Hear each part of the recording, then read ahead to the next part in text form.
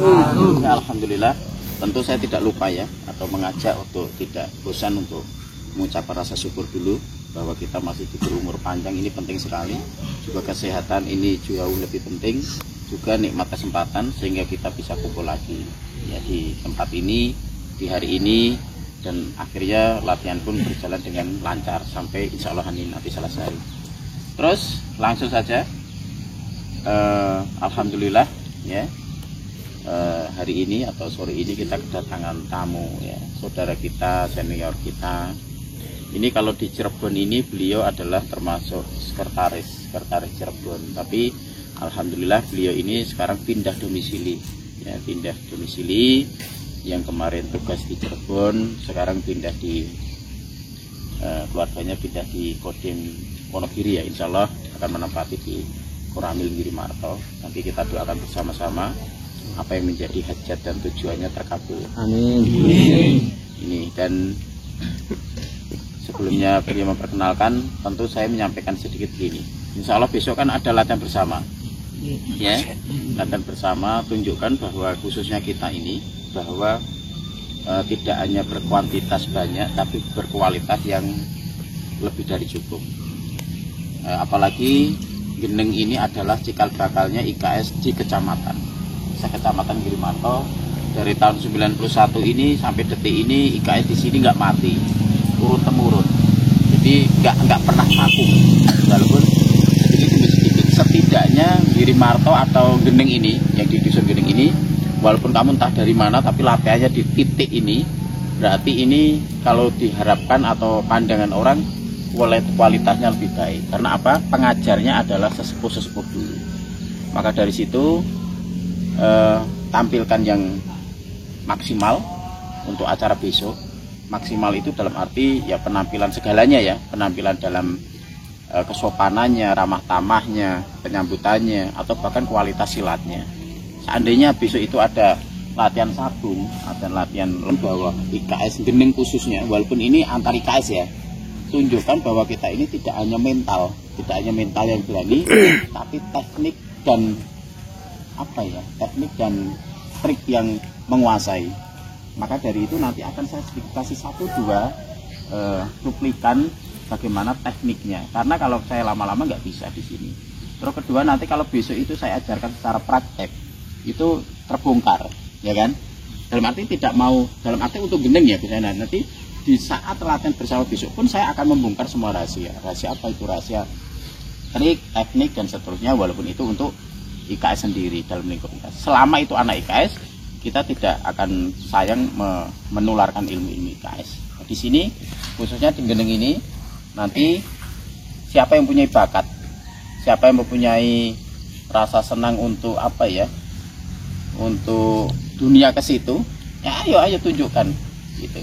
Ingat bahwa pertarungan itu tidak dinilai dari satu ya, tidak nilai dari satu. Jadi atau dinilai dari kamu SMA saya SMP, itu tidak menjadi ukuran ya kalau di pertandingan. Intinya minimal itu adalah berat badan. Selama kamu berat badannya umpama ini hitam nih, umpama berat badan kamu itu 50, ketemu merah ini 51, 52, 53, masih ketemu musuh, masih ketemu lawan gitu loh. Jadi tidak, wah kamu tingginya 2 meter ya, saya cuma 150 atau 100. Tapi kalau bobotnya di antara selisih gitu, nanti bisa diundi ketemu musuh. Paham nggak? Nah gitu. Jadi tugas kita adalah memaksimalkan mungkin badan kita tuh ideal. Dalam arti kalau bisa jangan gendut banget. Apalagi kalau usianya masih kecil, badannya gemuk, gede, gendut. Terus usianya sudah agak dewasa tua, posturnya sangat ramping. Wah, nanti kamu ketemu itu yang kecil itu enak itu loh. Ngerti nggak yang saya maksud? Intinya badan kamu itu harus dimaksimalkan mungkin. Ya nanti lama-lama belajar dari sinilah kamu nanti akan mengetahui pertarungan di turnamen sedikit demi sedikit. Akhirnya nanti kamu bisa mempelajari. Walaupun pertarungan di lingkup ini beda dengan pertarungan di lingkup turnamen, karena ada aturan-aturan tertentu yang harus dipatuhi. Itu pertama. Yang kedua, besok itu kalau bisa tepat waktu. Ya tepat waktu, makan dulu secukupnya ya, terus baru kita latihan. Nah kebanyakan akan saya kasih trik sedikit saja, latihan teknik sedikit saja, walaupun saya nggak pakai pakaian silat. Nah nanti karena ini kan nanti sambung ya, rencana sambung ya. Siapa yang besok mau sambung? Atau semuanya? Semuanya. Siapa yang punya niat? Nggak apa-apa, wis ora loro. Kalaupun sakit ya memang seperti itu kok. Nah, siapa yang siapa yang kepengen tak ajari?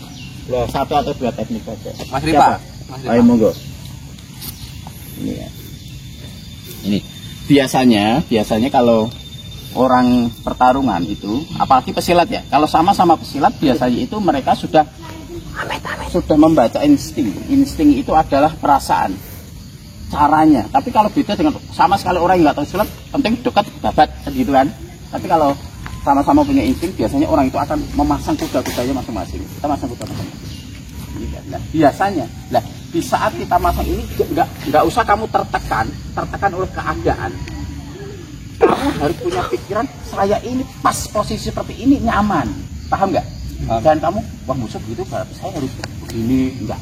Tapi kalau kamu posisi seperti ini nyaman, ya lakukan senyaman mungkin, kan gitu, senyaman mungkin. Di waktu kamu nyaman itulah akan menghasilkan hal yang maksimal, karena nyaman. Kalau nggak nyaman, kamu pengaruh nih, maaf, kamu harus begini menghadap ke sana, itu nggak nyaman. Nah, di saat kebanyakan kamu menendang, ya, kebanyakan kamu menendang apa biasanya? Nah, kebanyakan orang itu menendang apa lawan? Oke, kamu tuh. Nah ini pelan dulu ambil. Nah, kebanyakan lama. Satu, pelannya dulu, 1, 2, set. Agak cepat tapi maksudnya bangun pakai tenaga banget. Set. Jadi seperti itu kan biasanya ya. Ayo terus kamu tendang yang lain. Nah, terus. Nah, seperti itu lah. Kebanyakan lihat seperti itu, ya kan? Itu boleh karena tapi ingat bahwa kita ini tidak hanya punya tugas untuk menghindar, tapi kita punya kewajiban, bukan tugas lagi, kewajiban untuk menyerang dan menjatuhkan lawan.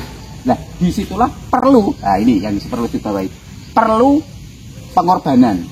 Apa itu? Berani mengandung resiko. Kalau kamu nggak mengambil resiko, kamu akan terus diserang. Apalagi kalau musuh kamu, aktif terus. Nah, contoh, kamu serang saya terus, tendangan. Terus.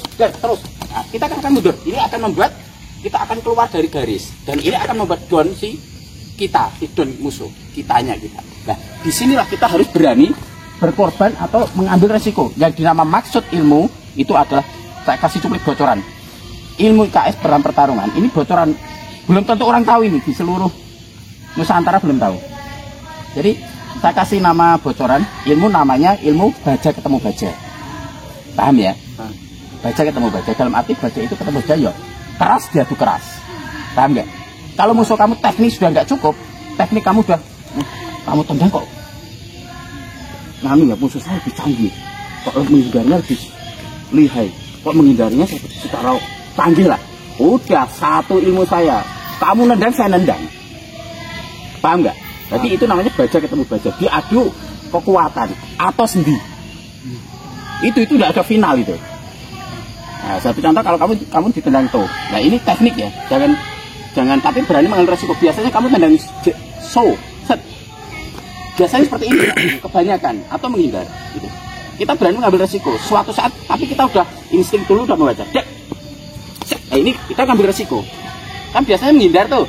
Menghindar kan nggak berani mengambil resiko karena cuma menghindar dan menangkis. Di saat kamu menendang, kita ngambil resiko. Ngambil resiko. Jadi maju. Ini. Jadi ngambil resiko. Resikonya apa? Ketendang nggak masalah, tapi kan nggak fatal. Tapi kita blok dulu. Mainkan latihan blok. Nah, di sinilah di saat ini kita menyerang bebas, menyerang sini atau dak. Nah, itu banyak. Tapi berani resiko. Tapi di mana kita belum insting kita belum yakin itu, ya kita menghindar. Nah, itu yang satu. Yang kedua, di dalam pertarungan tahu namanya silat, kita jangan banyak siksak. Jangan diperbanyak siksak, itu membuang tenaga. Ya, dan tendangan kita harus menjatuhkan. Jangan sampai nendang berkali-kali tidak menjatuh karena membuang tenaga banyak. Tendangan itu kan memakai energi yang banyak. Nah, di saat kita diserang, kamu nendang bawah biasanya, bawah atau atas nggak apa-apa. Jangan terlalu banyak. Ini cukup gini saja, mundur. cukup gini mundur. Tapi jaga ya kalau ada garis ya. Lu mundur atur. Kamu dari bawah. Nah, kita tangkis, enggak apa-apa. Tangkis atau kalau di serapang cukup tidak. Jadi jangan banyak keliling. Itu akan membuat tenaga banyak. Makanya kita diajarkan seperti ini. Kayak seperti ini. Nah, ini jaga, nah, ini posisi. Jangan nendang, jangan cuma sekali. Set. Penglihatan ke sini ya. Set. Set. Nah, kelihatan bawah. Set, tapi jangan naik. Ya. Jadi itu nggak kebaca. Dan seperti ini. Set. Dan seperti ini. Ini, aku langsung seret. Paham ya? Oh. Itu dua, satu dua lah. Apa lagi? Ada.